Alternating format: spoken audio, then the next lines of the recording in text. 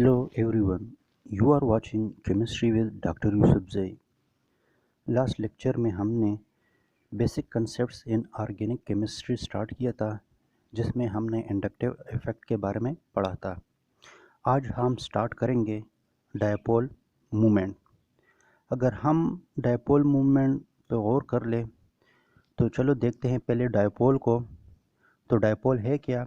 Dipole यहाँ पे जो है ना, a pair of equal and oppositely charge pole separated by a distance R at different points. क्या है ये? पोल मीन्स कि आपके पास सिंगल चार्ज, डायपोल्स दो चार्ज, टू अपोजिटली चार्ज, और ये दो अपोजिट चार्ज कहाँ पे होंगे? एट ए डिस्टेंस, एक दूसरे से सेपरेट होंगे। अगर ये एक ही पॉइंट पे हो तो हम इसको डायपोल पर नहीं कह सकते। तो इसको क्या होना चाहिए?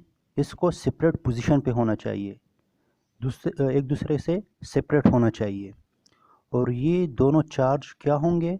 अपोजिटली चार्ज होंगे, और इसका जो मैग्नीट्यूड है वो क्या होगा? इक्वल होगा। तो डायपोल है क्या? टू अपोजिटली चार्ज, और ये दोनों जो चार्ज है एक दूसरे से सेपरेट होंगे, डिफरेंट पॉइंट पे होंगे। तो चलो अब देखते हैं डायपोल मूवमेंट को। डायपोल मूवमेंट जो है ना, हम इस ग्रीक वर्ड न्यू से रिप्रेजेंट करते हैं। और डायपोल मूवमेंट है क्या? ये यूज़ होता है फॉर मेजरमेंट।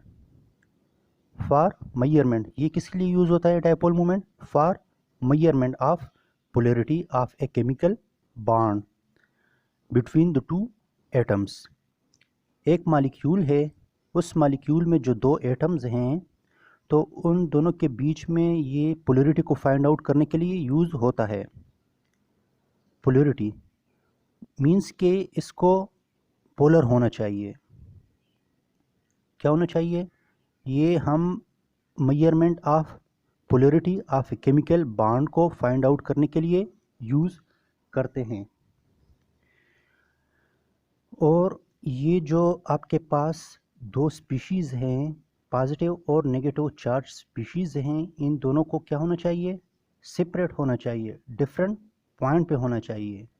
अगर ये सेम पॉइंट पे हो तो इसको हम डायपोल मूवमेंट नहीं कह सकते, इसका हम डायपोल मूवमेंट पर मेजर नहीं कर सकते। और दूसरी बात कि अगर ये आपके पास मॉलिक्यूल या आयनिक हो या कोवेलेंट हो, दोनों के केस में हम इसका डायपोल मूवमेंट हम इजीली फाइंड आउट कर सकते हैं। चाहे वो मॉलिक्यूल आयनिक हो और कोवेलेंट, दोनों के केस में हम इसका जो डायपोल मूवमेंट है हम इजीली फाइंड आउट कर सकते हैं। और ये दो जो चार स्पीशीज़ हैं, क्या? दो चार स्पीशीज़, या तो ये जो है ना बिकॉज ऑफ इलेक्ट्रोनेगेटिविटी डिफरेंस और ड्यू टू फॉर्मल चार्ज। दो जो चार्ज आपके पास आ रहे हैं, या तो ये इलेक्ट्रोनेगेटिव डिफरेंस की वजह से होंगे या फॉर्मल चार्ज की वजह से। फॉर एग्जांपल यहाँ पे देख ले HCl, यहाँ हाइड्रोजन पे जो है ना पार्शियल पॉजिटिव चार्ज, और यहाँ पे क्लोरो के ऊपर partial negative charge.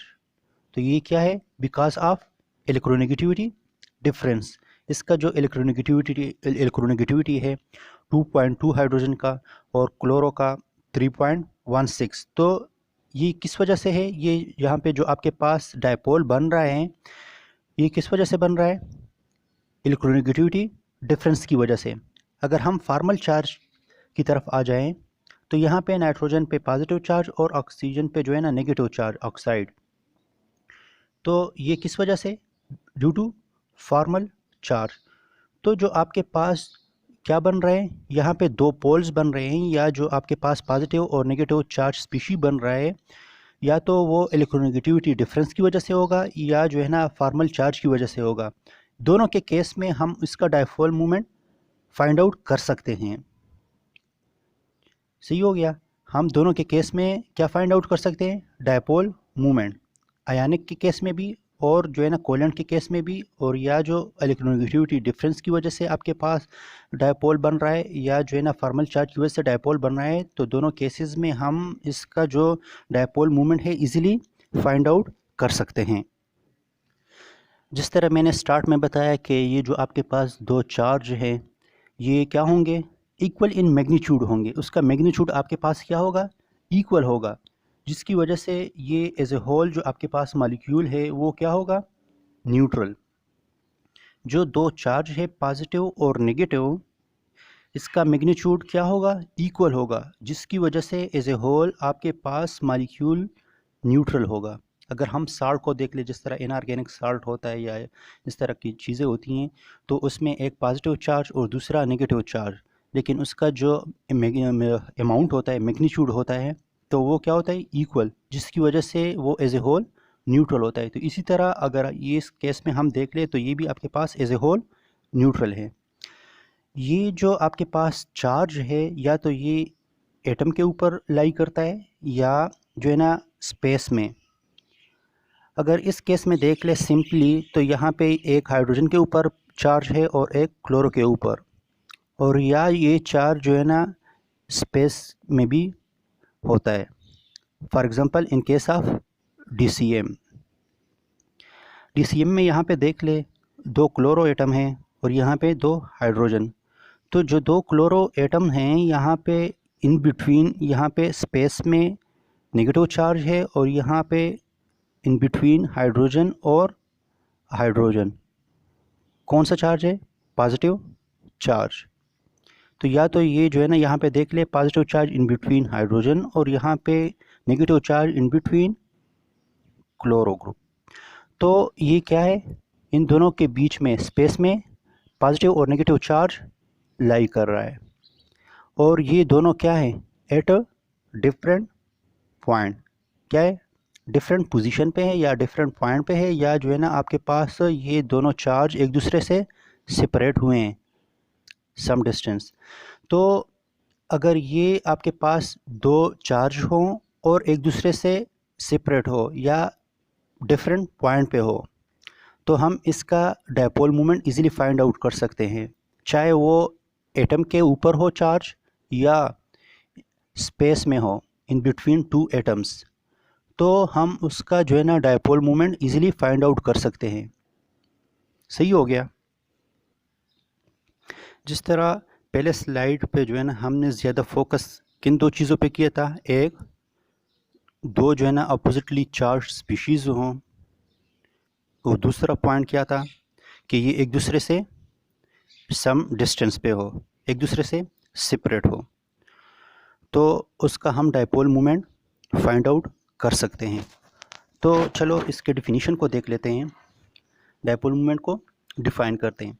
The product of the charge Q and the distance of separation between the center of gravity of the positive and the negative charges D। तो ये क्या है, आपके पास जो दो स्पीशीज़ हैं उसका चार्ज पॉजिटिव और नेगेटिव।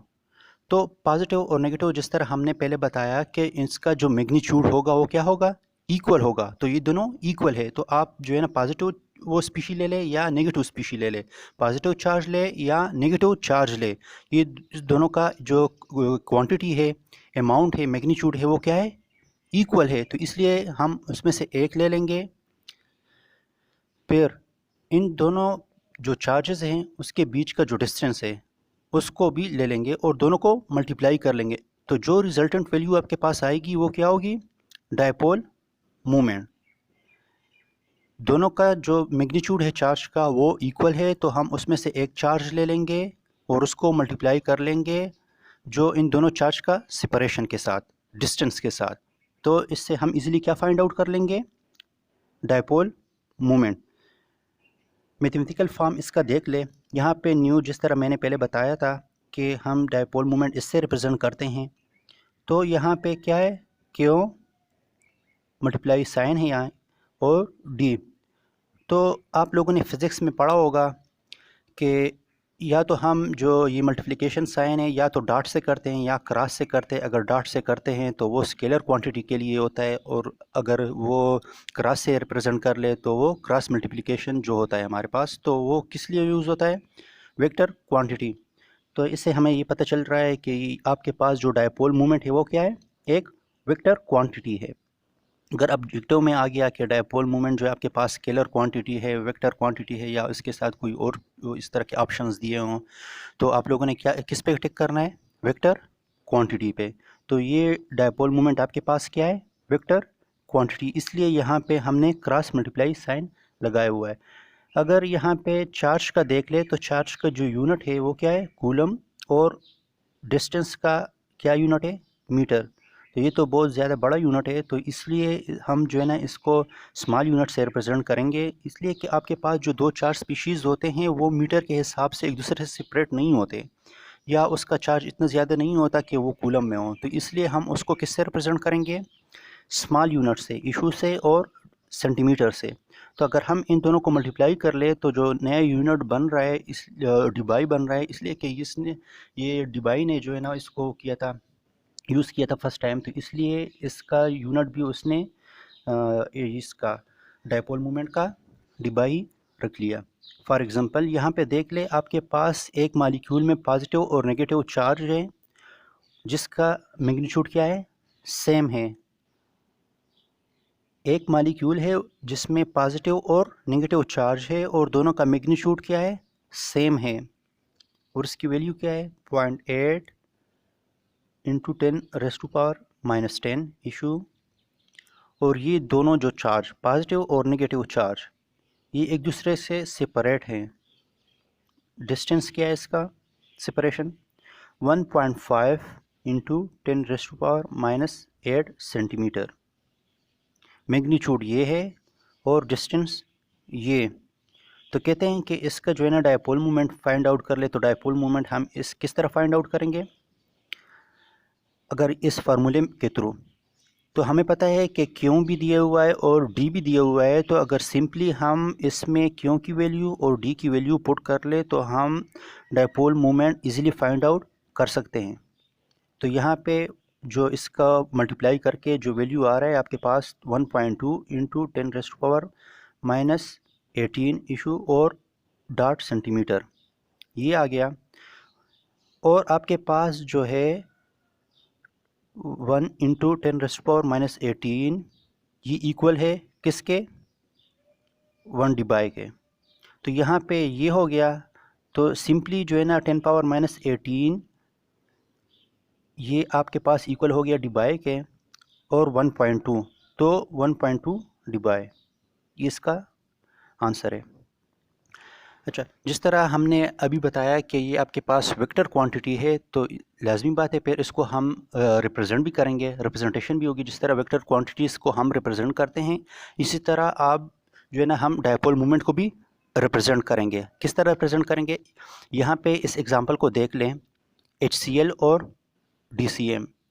तो HCl जिस तरह हमने पहले पढ़ा कि हाइड्रोजन पे कौन सा चार्ज होगा, पॉजिटिव, और क्लोरो पे नेगेटिव, पार्शियल पॉजिटिव और पार्शियल नेगेटिव। तो ये जो आपके पास एरो है, ये एरो का हेड हो गया, ये टेल हो गई। तो ये हेड जो है ना टूवर्ड्स नेगेटिव चार्ज होगा और ये टेल पॉजिटिव की तरफ।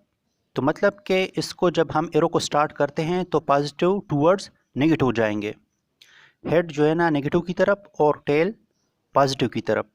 इसी तरह DCM में भी हमने पढ़ा था कि यहाँ पे नेगेटिव चार्ज था और यहाँ पे positive charge, negative charge positive charge.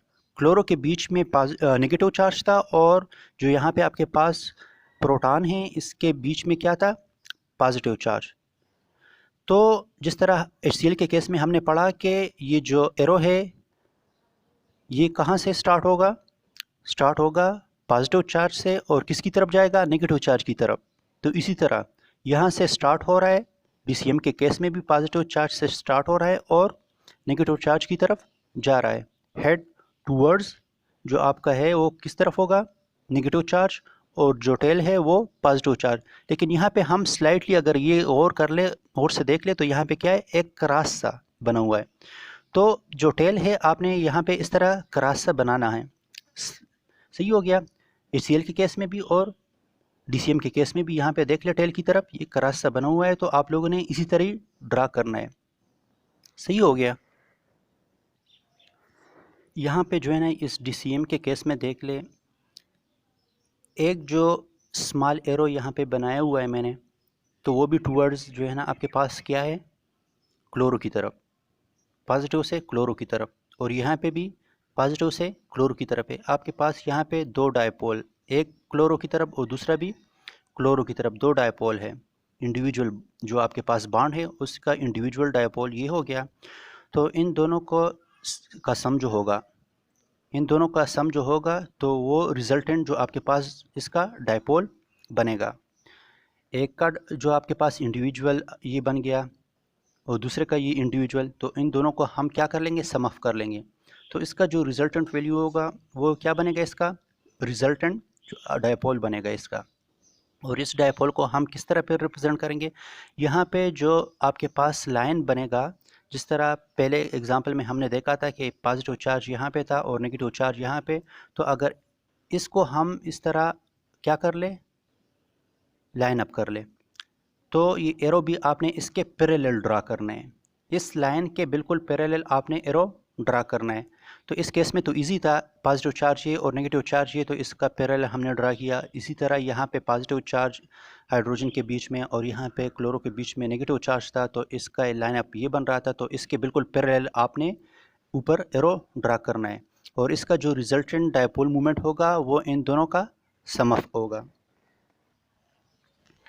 और हम जो है ना किसी भी सिंगल जो आपके पास बॉन्ड होता है, जो इंडिविजुअल बॉन्ड मूवमेंट होती हैं, तो हम इसको फाइंड आउट नहीं कर सकते।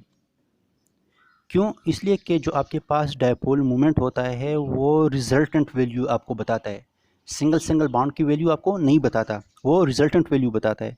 तो हमारे पास जो इंडिविजुअल बॉन्ड मूवमेंट होती हैं किसी भी मॉलिक्यूल में, हम उसको फाइंड आउट नहीं कर सकते, मेजर नहीं कर सकते। हम एज ए होल जो ओवरऑल डायपोल मूवमेंट होता है हम उसको फाइंड आउट कर सकते हैं, लेकिन जो इंडिविजुअल बॉन्ड मूवमेंट होता है हम उसको किसी भी मॉलिक्यूल में फाइंड आउट नहीं कर सकते। लेकिन हाँ, एक तरह से हम जो है ना इंडिविजुअल बॉन्ड मूवमेंट को फाइंड आउट कर सकते हैं। और वो किस तरह, जिस तरह मैथ्स में एक रूल होता है कि z is equal to X plus Y. जो z होती है आपके पास, तो वो क्या है, ओवरऑल वैल्यू, और x प्लस वाई, x जो है ना एक आपके पास एक क्वांटिटी है और y दूसरी क्वांटिटी। तो अगर हम x को क्या कर ले, कंसिडर कर ले एक इंडिविजुअल मूवमेंट, और दूसरे को जो हमने एक इंडिविजुअल मूवमेंट, मतलब कि x को एक इंडिविजुअल मूवमेंट और y को एक इंडिविजुअल मूवमेंट, और जो z वैल्यू है वो क्या है, ओवरऑल आपके पास। तो z क्या हो गया, dipole movement, x individual bond movement, y individual bond movement. तो अगर आपको ओवरऑल का पता हो, मतलब कि जो डायपोल मूवमेंट है ओवरऑल डायपोल मूवमेंट उसका पता हो, और इन दोनों में से एक इंडिविजुअल बॉन्ड मूवमेंट का पता हो, x का या y का, तो फिर हम जो है ना दूसरे का individual bond movement easily find out कर सकते हैं। इसको आप रीअरेंज कर ले। सपोज़ आपको पता है कि जो ये x है ये नोन है और y अननोन है, तो y को एक साइड पे रख ले और x को फिर शिफ्ट कर ले, तो उसके ओवरऑल से x की जो क्वांटिटी है वो माइनस कर ले, तो आपके पास जो अननोन है उसकी वैल्यू आ जाएगी। तो हम जो है ना इस तरफ फिर फाइंड आउट कर सकते हैं। ओवरऑल का आपको पता हो और एक इंडिविजुअल बॉन्ड मूवमेंट का अगर आपको पता हो, तो दूसरे जो आपके पास इंडिविजुअल बॉन्ड मूवमेंट है फिर आप उस तरह फाइंड आउट कर सकते हो। चलो इस एग्जांपल को देख लेते हैं कि किस तरह हम फाइंड आउट करेंगे। सपोज़ आपके पास जो टॉल्यूइन का डायपोल मूवमेंट है वो कितना है, 0.43 डिबाई, और नाइट्रोबेंजीन का क्या है, 3.93 डिबाई। डायपोल मूवमेंट जो टॉल्यूइन का है वो कितना है, 0.43 डिबाई, और नाइट्रोबेंजीन का कितना है, 3.93 डिबाई। अगर इसका हम स्ट्रक्चर देख ले तो टॉल्यूइन का ये स्ट्रक्चर है और इसका वैल्यू ये आ गया, नाइट्रोबेंजीन का ये स्ट्रक्चर है और इसका वैल्यू ये आ गया।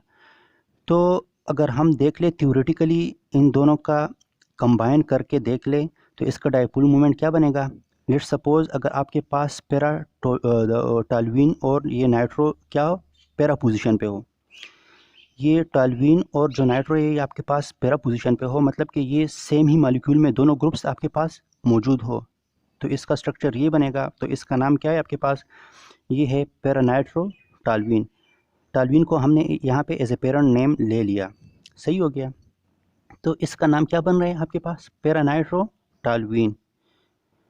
तो ये भी जो है ना आपके पास इस तरफ मूव कर रहा था, टॉल्यूइन का जो ये मिथाइल हो गया तो ये बेंजीन रिंग की तरफ मूव कर रहा था, और यहाँ पे ये देख ले बेंजीन का जो आपके पास है वो किस तरफ मूव कर रहा था, नाइट्रो ग्रुप की तरफ। क्यों इस तरह क्यों था, इसलिए कि ये आपके पास sp2 हाइब्रिडाइज है और ये sp3 हाइब्रिडाइज है, तो ये sp2 आपके पास ज़्यादा जो है ना उसमें वो इंडक्टिव इफेक्ट जिस तरह हमने पहले पढ़ा था, तो ये भी उसी तरह का ही है। तो ये चार्ज जो है ना आपके पास इस तरफ रिंग की तरफ मूव कर रहा है, और इस रिंग से नाइट्रो ग्रुप ज़्यादा नेगेटिव है, इलेक्ट्रोनेगेटिव है, तो इसलिए जो है ना ये बेंजीन रिंग से आपका जो चार्ज है वो नाइट्रो की तरफ मूव कर रहा है। तो ये देख ले इन दोनों का जो डायरेक्शन है वो सेम है, जिस तरह DCM के केस में हमने सम अप किया था, तो अभी इस केस में भी हम इसको सम अप कर लेंगे। तो ये 0.43 और 3.93 को हम ऐड कर लेंगे, तो इसका जो रिजल्टेंट वैल्यू बनेगा तो वो क्या होगा, रिजल्टेंट वैल्यू ये बन रहा है 4.36। 0.43 डिवाई और 3.93 डिवाई को जब समअप किया तो इससे रिजल्टेंट वैल्यू ये आ रहा है 4.36 डिवाई। ये आपके पास क्या हो गया, थ्योरेटिकल, और जो एक्चुअल जो एक्सपेरिमेंटली फाइंड आउट किया तो उसका जो वैल्यू आ रहा था वो क्या था 4.39 डिवाई, 4.39 डिवाई।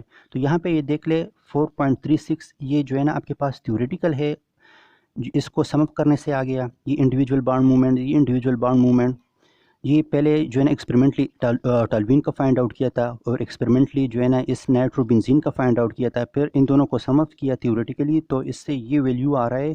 और जो एक्सपेरिमेंटली आपके पास नाइट्रोटॉल्यूइन था, पैरा नाइट्रोटॉल्यूइन, तो इसका जो वैल्यू फाइंड आउट किया तो इससे ये आ रहा था एक्सपेरिमेंटली। तो अगर ये देख ले तो इसमें स्लाइटली डिफरेंस है, सही हो गया।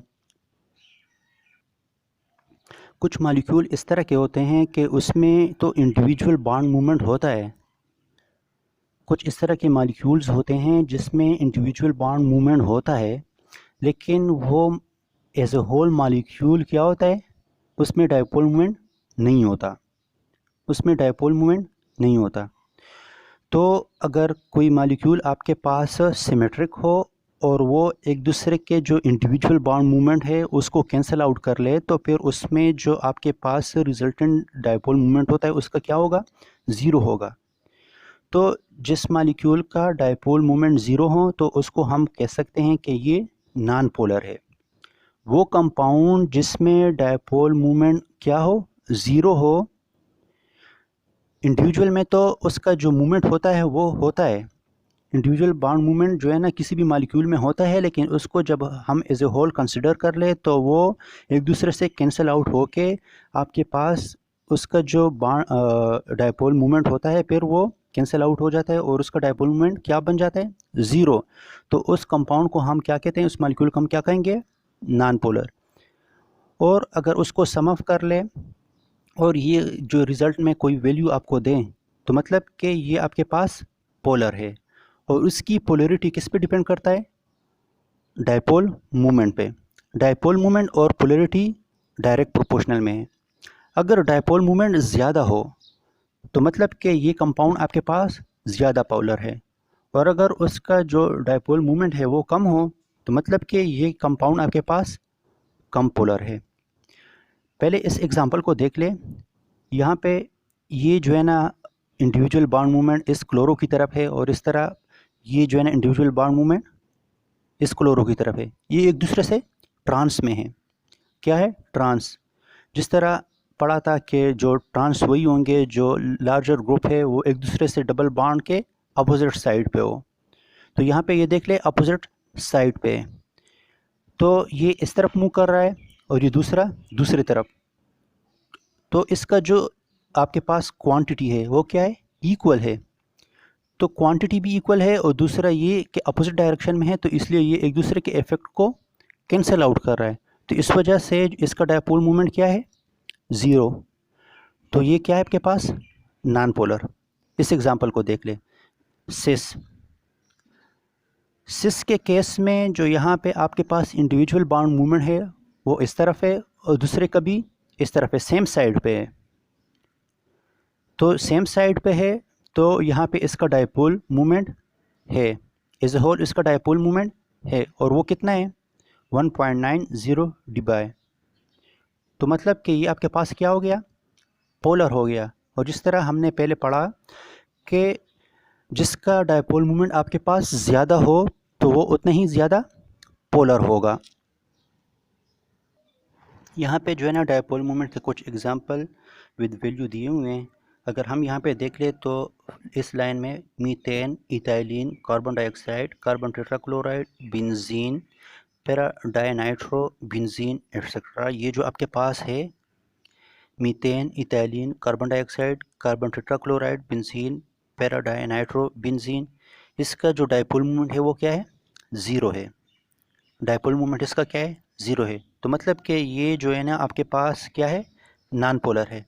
और कुछ एग्जांपल है जिसका डायपोल मोमेंट यहाँ पे मेंशन किया हुआ है मैंने, तो ये आपके पास क्या है, पोलर है। इसमें HF हो गया, HCl, HBr, HI। तो यहाँ पे ये देख ले, जिस तरह ये आपके पास ये हेलोजन है, टॉप टू बॉटम हम आ रहे हैं फ्लोरो, क्लोरो, ब्रोमो और आयोडो की तरफ, तो इसके इलेक्ट्रोनेगेटिविटी क्या हो रहा है, डिक्रीज़ हो रहा है। फ्लोरो, क्लोरो, ब्रोमो और आयोडो जब हम टॉप टू बॉटम आते हैं ग्रुप में तो इसकी इलेक्ट्रोनेगेटिविटी क्या हो रही है, डिक्रीज़ हो रही है। तो इसकी वजह से ये आपके पास क्या है, इसका जो इफ़ेक्ट है वो क्या होगा, डायपोल मोमेंट क्या होगा, कम होगा। तो यहाँ पे देख लेते हैं, इसकी वैल्यू देख लेते हैं, 1.75, 1.03, 0.78 और 0.38। तो वो इसकी वैल्यू से भी पता चल रहा है। तो ये क्या है, ज़्यादा पोलर है इससे, इन तीनों से। और ये HCl फिर इनसे पोलर है और HBr, HI से ज़्यादा पोलर है। तो जब हम इस तरह आते हैं, टॉप टू बॉटम आते हैं, तो जो आपके पास हेलोजन है उसकी इलेक्ट्रोनेगेटिविटी क्या होती है, कम होती है, जिसकी वजह से इसकी पोलरिटी भी आपके पास कम हो रही है। यहाँ पे इस केस में देख लें, आपके पास DCM, CH2Cl2, ये क्या है आपके पास 1.59। तो ये जो है आपके पास क्या है, इसके वैल्यू 1.59। और ये क्या है, CHCl3 1.01। In case of DCM जो आपके पास था या CH2Cl2, इसकी वैल्यू ये आ रहा है 1.59, और यहाँ पे क्लोरोफॉर्म या CHCl3 इसके वैल्यू 1.01 आ रहे हैं। इससे ये कम क्यों हो गया, होना तो ये चाहिए था कि अगर ये देख ले, वैसे जब हम इसके फार्मूले को देख लें तो इसके बेस पे हम कह रहे हैं कि होना तो ये चाहिए था कि इसका जो डायपोल मोमेंट है वो और भी इंक्रीज़ हो। क्यों कि यहाँ पे 3 क्लोरो ग्रुप लग गए और इस केस में 2 है, लेकिन ऐसा नहीं है। क्यों, इसलिए कि यहाँ पे इस केस में जो दो क्लोरो है वो एक साइड पे हैं और जो 2 हाइड्रोजन है वो दूसरे साइड पे। सही हो गया। समझाने के लिए ये स्ट्रक्चर्स मैंने अभी ड्रा किए हैं। एग्जैक्टली ये इस तरह का स्ट्रक्चर, ये क्लोरोफॉर्म का इस तरह का स्ट्रक्चर तो नहीं होता, लेकिन समझाने के लिए मैंने अभी इस तरह का स्ट्रक्चर इसका ड्रा किया। अगर हम इसको देख ले तो यहाँ पे जो 2 क्लोरो ग्रुप है वो एक साइड पे हैं और 2 हाइड्रोजन दूसरे साइड पे। तो यहाँ पे नेगेटिव चार्ज और यहाँ पे पॉजिटिव चार्ज, तो वो डायरेक्टली जो है ना इस तरफ मूव कर रहा है डायपोल मोमेंट, तो इसलिए इसका ज़्यादा है। लेकिन हम अगर क्लोरोफॉर्म के केस में देख ले तो यहाँ पे क्या है, आपके पास तो नेगेटिव चार्ज तो बन गया, लेकिन यहाँ पे जो ये क्लोरो है तो वो इस तरफ मूव कर रहा है। सही हो गया, उसका डायपोल जो इंडिविजुअल डायपोल मोमेंट है वो इस तरफ मूव कर रहा है। तो अगर देख ले तो ये दोनों अपोजिट है, तो ये दोनों कैंसिल आउट हो गए, तो यहाँ पे ये सिर्फ आपके पास बच गया, तो इस वजह से इसका डायपोल मोमेंट कम हो गया। नेक्स्ट एग्जांपल को देख ले, नाइट्रोमीथेन। नाइट्रोमीथेन का जो डायपोल मोमेंट है 3.50। नेक्स्ट देख ले मिथाइल अमीन। मिथाइल अमीन का जो डायपोल मोमेंट है वो कितना आ रहा है, 1.33। तो इन चारों को अगर हम कंपेयर कर ले तो सबसे ज़्यादा नाइट्रोमीथेन का आ रहा है। क्यों, इसलिए कि नाइट्रो ग्रुप बहुत ज़्यादा इलेक्ट्रॉन विड्राइंग है, तो ये जो आपके पास मिथाइल ग्रुप है उससे इलेक्ट्रॉन अपनी तरफ अट्रैक्ट कर लेगा और उस पर नेगेटिव चार्ज आ जाएगा। तो इसलिए आपके पास ज़्यादा पोलर बन रहा है। तो जिस तरह हमने पहले बताया कि ये डायपोल मोमेंट आपको पोलरिटी के बारे में भी बताता है, तो यहाँ पे ये बहुत सबसे ज़्यादा पोलर ये वाला ग्रुप है, तो इसलिए इसका डायपोल मोमेंट सबसे ज़्यादा होगा। और अगर हम यहाँ पे देख ले इन केस ऑफ अमीन, तो इस अमीन के केस में जो है ना इससे कम है। क्यों? इसलिए कि ये जो है ना इलेक्ट्रॉन इतना विड्राइंग नहीं है। यहाँ पे 2 ऑक्सीजन ग्रुप भी अटैच है इसके साथ और यहाँ पे हाइड्रोजन, तो इस वजह से जो ये नाइट्रो ग्रुप है ये बहुत ज़्यादा इलेक्ट्रॉन विड्राइंग है, तो सबसे ज़्यादा पोलर ग्रुप यही बन रहा है। और ये जो है ना आपके पास इतना पोलर नहीं बन रहा। तो अगर हम वैल्यूज़ को देख लें तो सबसे ज़्यादा पोलर ये हो गया, फिर नेक्स्ट जो है ना DCM, उसके बाद जो है ना ये अमीन, और फिर बाद में क्लोरोफॉर्म। ये जो डायपोल मूवमेंट है ये स्ट्रक्चर के बारे में भी थोड़ी बहुत इन्फॉर्मेशन देता है। फॉर एग्जांपल अगर हम कार्बन डाइऑक्साइड को देख ले तो कार्बन डाइऑक्साइड का जो डायपोल मूवमेंट है वो क्या है? 0। क्यों? इसलिए कि ये आपके पास जो है ना लीनियर स्ट्रक्चर दे रहा है। स्ट्रक्चर को देख ले, इस स्ट्रक्चर में जो है ना कार्बन डाइऑक्साइड क्या है? बिल्कुल लीनियर। तो यहाँ पे जो इंडिविजुअल बॉन्ड मूवमेंट है ये एक दूसरे को कैंसिल आउट कर रहा है, तो इसलिए इसका जो रिजल्टेंट डायपोल मूवमेंट है वो क्या है? 0। तो वो जो आपके पास वो मॉलिक्यूल कंपाउंड जिसका डायपोल मूवमेंट क्या हो? 0 हो, तो वो क्या होंगे? Non polar. सेकंड केस में देख ले, यहाँ पे वाटर जो है ना वो भी इस, अगर यहाँ पे कार्बन डाइऑक्साइड को देख ले और वाटर को देख ले तो दोनों के केस में आपके पास नंबर ऑफ एटम क्या है?